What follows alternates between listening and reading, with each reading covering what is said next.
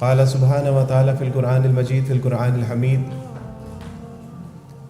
تعاونوا علی البر والتقوی صدق اللہ العظیم رب اشرح لی صدری ویسر لی امری واحلل عقدۃ من لسانی یفقہوا قولی ربی زدنی علما آمین یا رب العالمین۔ ہر طرح کی تعریف اللہ سبحانہ وتعالی کے لیے ہے جو رب ہے تمام جہانوں کا اور جس کے قبضہ قدرت میں ہم سب کی جان ہے اور بالآخر ہم سب کو اسی کی طرف لوٹ کر جانا ہے۔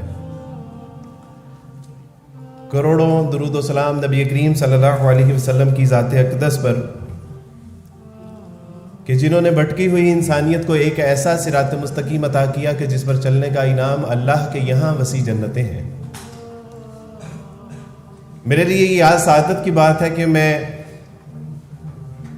اس افراتفری کے دور میں ایسے نوجوانوں سے مخاطب ہوں کہ جو جی تو رہے ہیں لیکن اپنے لیے نہیں بلکہ دوسروں کے لیے۔ اس جذبے کو جذبہ انسانیت بھی کہا جاتا ہے۔ اس جذبے کو ہر قوم، ملک، ملت اور مذہب تحسین کی نگاہ سے دیکھتا ہے، لیکن اسلام نہ صرف اس کو تحسین کی نگاہ سے دیکھتا ہے بلکہ اسلام اس کو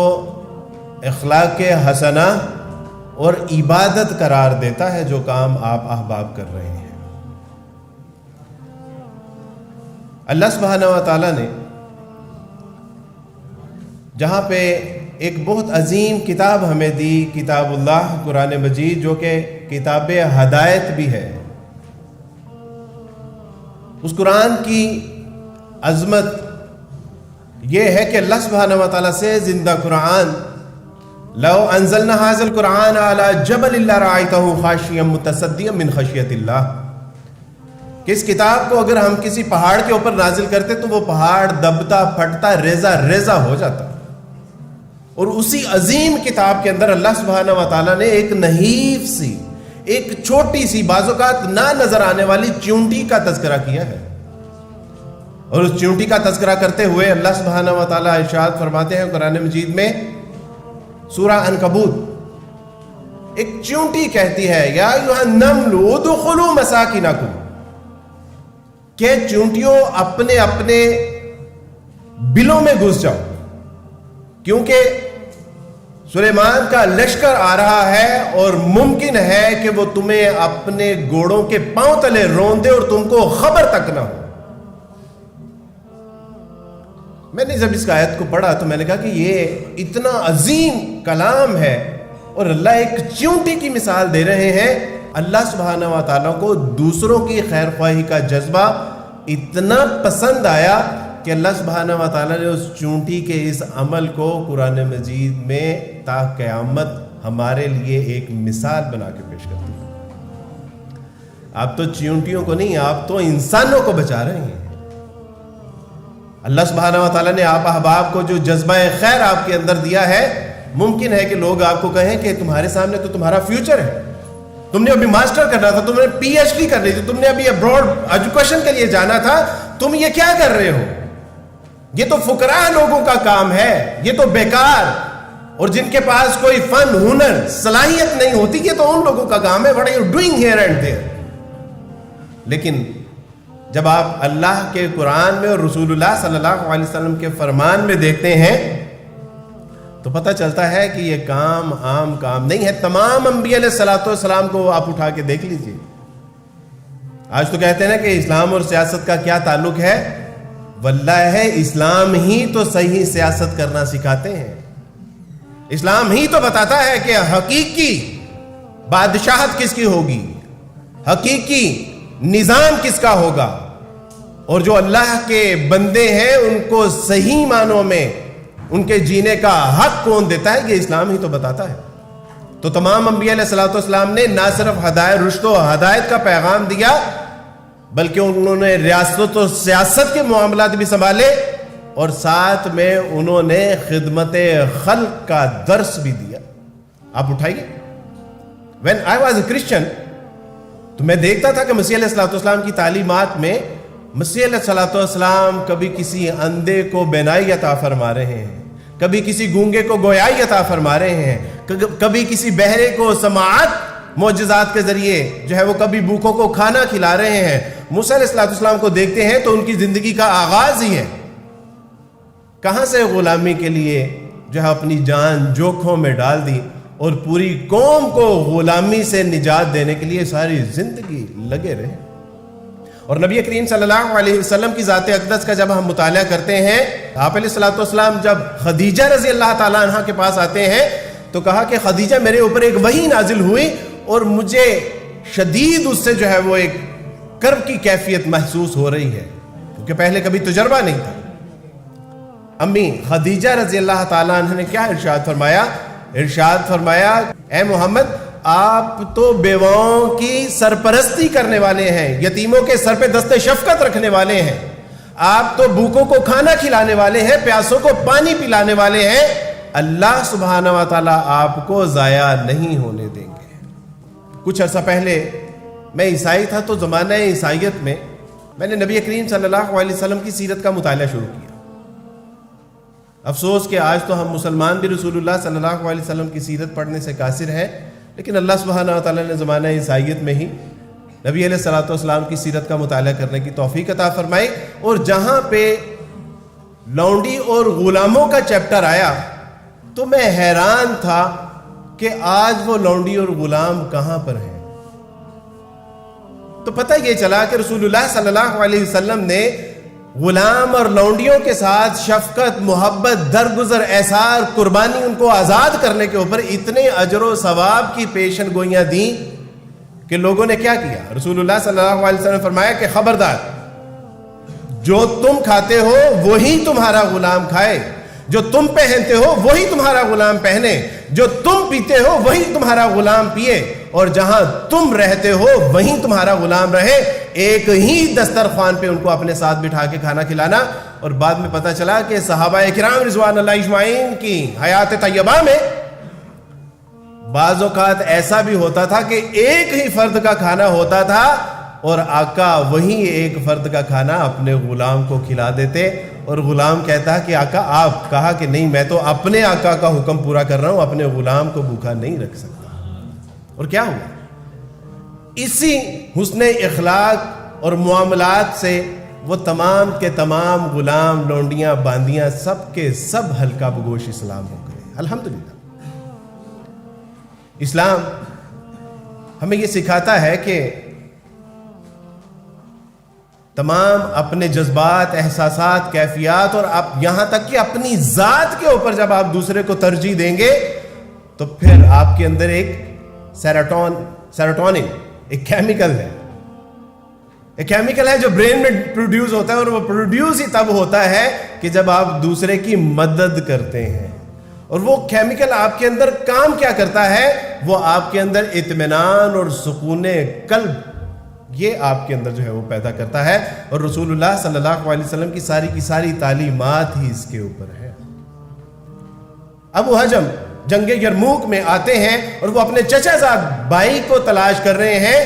اور یہ وہ جنگ تھی کہ جو ایک خوب جو ہے وہ صفیں کٹے بھی اور صفوں کو کاٹا بھی گیا، اور اس کے بعد ہر طرف لہو بکھرا ہوا ہے، لاشیں گری ہوئی ہیں، اور سامان جنگ جو ہے وہ بکھرا ہوا ہے، اور ابو حجم رضی اللہ تعالیٰ عنہ اپنے بھائی کو تلاش کرتے آتے ہیں، ساتھ میں پانی کا مشکیزہ ہے کہ جہاں ملے گا اس کو پانی پلاؤں گا، لیکن جیسے ہی اس تک پہنچے اور اس نے کہا کہ پانی، تو دوسرے کی آواز آئی کہ پانی، تو وہ کہتے ہیں کہ میرے اس بھائی نے کہا کہ اس کو پہلے پلاؤ، اور جب اس کے پاس پہنچے تو ایک اور زخمی نے کہا کہ پانی، اور جب وہ تیسرے کے پاس پہنچے تو اس نے دم توڑ دیا، اور جب واپس دوسرے کے پاس آئے تو اس نے بھی دم توڑ دیا، اور جب وہ واپس اپنے چچا زاد کے پاس آئے تو اس نے بھی دم توڑ دیا۔ اسلام نے تو ہمیں یہ تعلیم دی ہے۔ کہاں سے لائیں گے ایسا اسلام کہ جو نہ آپ کو سیاست، معاملات، کردار، بلکہ آپ کو ویلفیئر آرگنائزیشن کی جو قواعد و ضوابط بھی بتاتا ہے۔ رسول اللہ صلی اللہ علیہ وسلم کے پاس ایک مسافر آئے، اور اس مسافر نے اپنی بھوک کا جو ہے وہ احساس ظاہر کیا۔ رسول اللہ صلی اللہ علیہ وسلم نے تمام امہات المومنین کے پاس پیغام بھیجا کہ کچھ کھانے کے لیے ہے، تو پتہ چلا کہ کچھ کھانے کے لیے نہیں ہے۔ آپ علیہ الصلوۃ والسلام نے بیٹھے ہوئے صحابہ کرام رضوان اللہ اجمعین سے پوچھا کہ کیا کسی کے پاس ایسے کچھ سہولیات میسر ہیں کہ وہ اس کو مہمان بنا سکے؟ تو ابو طلحہ رضی اللہ تعالیٰ عنہ فرمانے لگے کہ اللہ کے رسول صلی اللہ علیہ وسلم میں ان کو اپنا مہمان بناتا ہوں۔ وہ گھر گئے اور گھر جا کے اپنی بیگم سے پوچھا کہ کھانے کے لیے کچھ ہے؟ کہا کہ اتنا قلیل ہے کہ بمشکل آپ اور آپ کے بچے ہی کھا سکتے ہیں۔ کہا کہ آج رسول اللہ صلی اللہ علیہ وسلم کی طرف سے ایک مہمان آئے ہیں اور ان مہمان کو کھانا کھلانا ہے، بچوں کو بہلا کے پھسلا کے سلا دو، اور جب دسترخوان پہ کھانا رکھو نا تو چراغ گل کر دینا، میں اپنا منہ محض ہلاتا رہوں گا اور مہمان پیٹ بھر کے کھانا کھا لیں گے۔ اور صبح جب یہی معاملہ ہوا کہ بچے ہنڈیاں میں پانی ابلتا ہوا سن کے وہ انتظار میں سو گئے کہ اب پکتا ہے، اب پکتا ہے، اب پکتا ہے، ابو طلحہ وہ محض منہ ہلاتے رہے، اور مہمان نے پیٹ بھر کے جب کھانا کھایا تو صبح جب رسول اللہ صلی اللہ علیہ وسلم کے حضور پیش ہوئے نا تو رسول اللہ صلی اللہ علیہ وسلم فرمایا کہ ابو طلحہ تیری مہمان نوازی کو اس قدر پسند آئی کہ اللہ سبحانہ و تعالیٰ نے تیرے لیے قرآن مجید میں آیات نازل فرما دی ہیں کہ وہ لوگ کہ جو اپنی جانوں پر دوسرے کو جو ہے وہ اہمیت، اپنی جانوں پہ دوسرے کو جو ہے وہ فوقیت، اپنی جانوں پہ دوسرے کو جو ہے وہ اہمیت دیتے ہیں، اللہ سبحانہ و تعالیٰ نے ان کے لیے جنت کی بشارت کا وعدہ کر دیا ہے۔ یہ کب ہوتا ہے؟ کہ جب ہم ایک دوسرے کے اوپر جو ہے وہ اہمیت اور کسی دوسرے کو فوقیت عطا فرماتے ہیں۔ ایک بچی نے اسلام قبول کیا تھا، اور اسلام قبول کرنے کے بعد میں نے اسے ذرائع تفنن پوچھا، یہاں آزمائش کے لیے پوچھا کہ بیٹی تم ایسا دین کیوں قبول کر رہی ہو کہ جس کے بارے میں ایک پروپیگنڈا ہے کہ یہ لوگوں کا خون بہاتے ہیں؟ اس بچی نے مجھے ایک جملہ کہا تھا جو آج تک میرے کانوں میں گونج رہا ہے۔ اس نے کہا کہ عبد الوارث بھائی،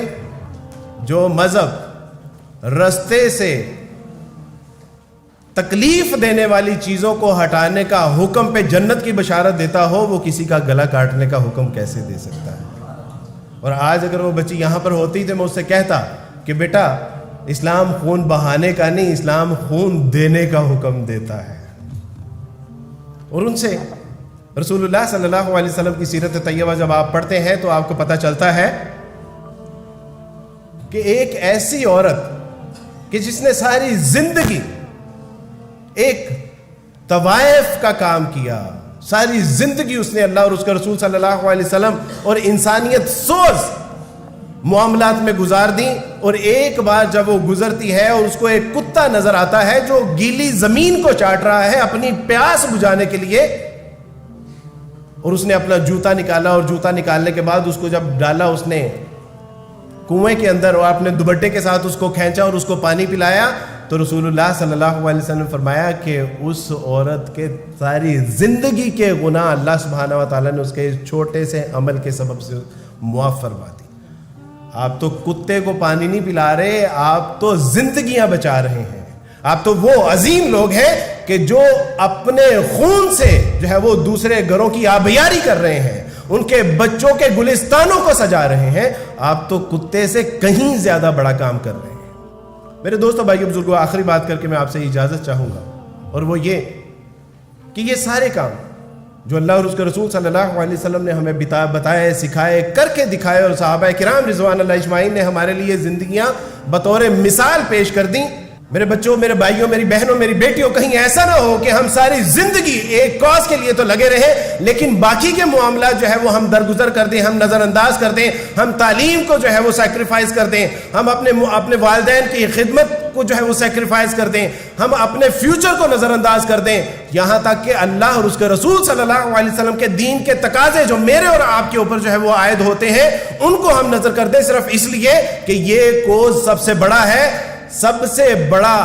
آخری جو کوز ہمارے لیے ہے وہ یہ ہے، ڈاکٹر اسرار رحمۃ اللہ علیہ استاد محترم فرمایا کرتے تھے کہ لوگوں کو دوزخ کی آگ سے بچا لو، یہ سب سے بڑی ویلفیئر ہے۔